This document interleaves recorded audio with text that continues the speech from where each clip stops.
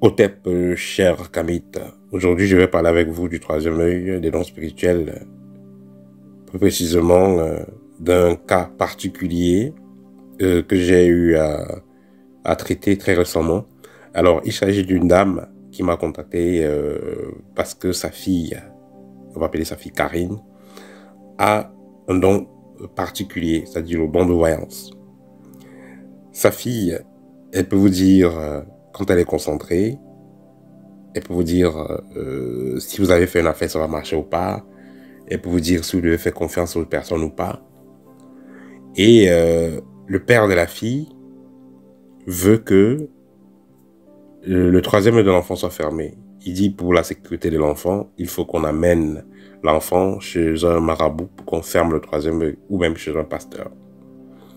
La dame a beaucoup réfléchi et a décidé d'entrer en contact avec moi pour une consultation afin de savoir est-ce qu'il faut fermer le troisième œil ou pas. Je pense que vous qui m'écoutez, vous avez déjà entendu des cas pareils. Que l'enfant est né et puis soit des sorciers, soit des pasteurs, soit des marabouts décident de conseiller aux parents de fermer le troisième œil de l'enfant. Soit disant que si le troisième œil de l'enfant n'est pas fermé, l'enfant va être tué très tôt. Alors, il faut comprendre que le monde spirituel n'est pas fou, alors les ancêtres ne sont pas fous quand ils font qu'un enfant vienne avec des capacités. Bien que c'est l'enfant, dans nos traditions kamites, c'est l'enfant qui choisit la famille dans laquelle il s'incarne, il est également clair que les parents ont le devoir d'aider l'enfant à garder ses capacités spirituelles. Votre enfant est né avec des capacités spirituelles, c'est un trésor pour la famille, pour la lignée. C'est vrai que dans chaque famille, on va dire qu'il y a un ange et un démon, c'est-à-dire il y a une personne qui vient apporter la lumière, aider les autres à évoluer, mais aider les autres à évoluer aussi, aider les autres à éviter, faire en sorte que les autres évitent de tomber dans des pièges. Mais il y a aussi d'autres qui vont venir là pour tirer les autres vers le bas, nuire aux autres. Il faut comprendre que ce soit le sorcier de la famille, que ce soit l'ange de la famille, les deux sont dans la mission. Et les deux vont contribuer à l'évolution de conscience. Celui qui est dans la lumière, il va contribuer à l'évolution de la conscience en donnant des conseils, en encourageant, en aidant les autres à évoluer, en montrant le bon exemple. Celui qui est dans les ténèbres, il va tirer les autres vers le bas, il va les mettre de bâton dans les roues, il va les emmerder. Que ce soit donc votre papa, votre maman, votre frère, votre soeur, il faut avoir un proche de la famille, un membre de la famille qui va tirer les autres vers le bas. Ce que vous avez à faire, vous n'allez pas juger la personne, parce que la personne est dans sa mission. Oui, il y a des gens qui sont dans la mission de faire le bien, il y a des gens qui sont dans la mission de faire le mal. C'est ça l'évolution en fait. Il y a des gens qui doivent faire le bien, il y a des gens qui doivent faire le mal.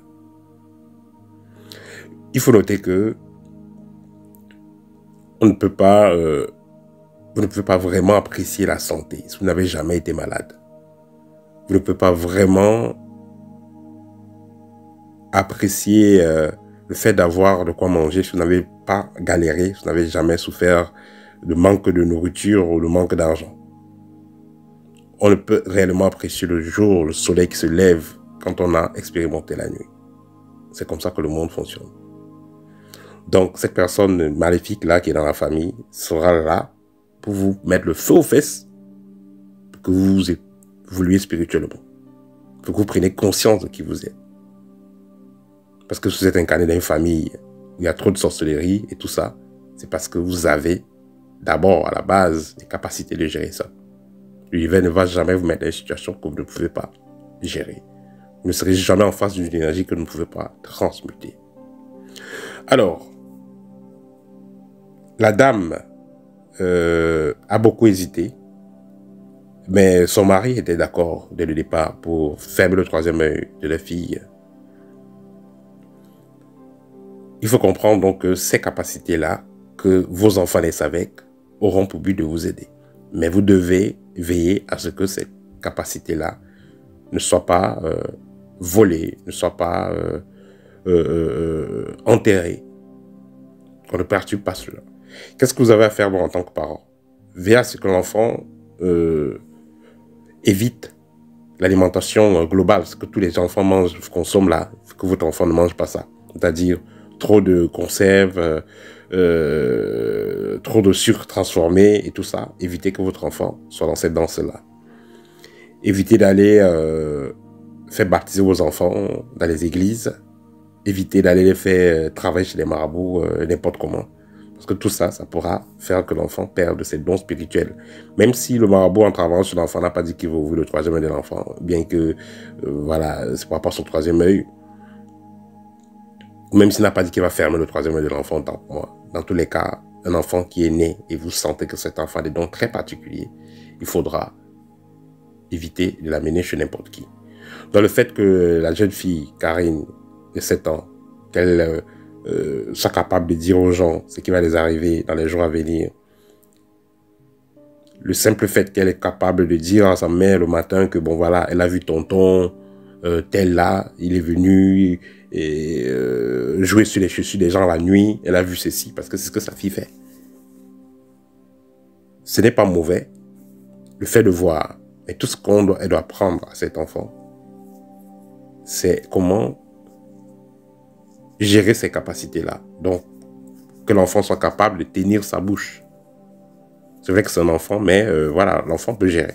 Que l'enfant soit capable de tenir sa bouche. Que l'enfant soit capable d'orienter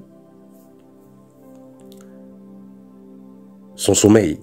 Parce que le sommeil aussi doit être orienté. Si avant de dormir, on a tellement parlé de telle personne, voilà, et un enfant qui a des capacités de se projeter ou de voir à travers le temps et l'espace, si on a passé toute la nuit de parler de tonton, ceci ou de tata, cela, il est clair que l'esprit de l'enfant va automatiquement avoir tendance à espionner ce que ce tonton ou cette tata fait.